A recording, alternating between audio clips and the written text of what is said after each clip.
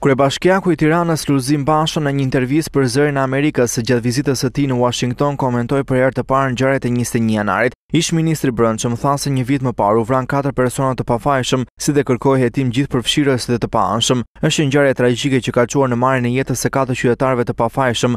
Të gjitha këto duhet të jenë pjesë e një hetimi gjithë përfshirës, të pavarur dhe profesional, i pandikuar nga klasa politike. Mendoj se është shumë e rëndësishme që procesi të ecë në parametrat e shtetit ligjor dhe në këtë kuptim çdo aktor duhet të udhëhiqet pikërisht nga ligji dhe nga nevoja për të ekzekutuar brenda kornizës ligjore përgjegjësitë që ka, tha Basha. Sa i takon klimës së acaruar politike dhe mungesës së një dialogu politik, Basha i referohet objektit të madh, integrimit evropian. E kanë fjalën për një kohë të ri elektoral, në mënyrë që bojkoti dhe sulmi ndaj institucioneve të mos pengojë më integrimin për në Bashkimin Evropian dhe askush të mos vendosë interesa personale partijak para atyre të qytetarëve, tha Basha. Gjatë vizitës në Washington, kryetari i Bashkisë Lulzim Basha u takua me kryetarin e Bashkisë së Washingtonit Vincent Gray, si dhe me zëvendës ndihmës sekretarin e Shtetit Amerikan për Europën Philip Ricker.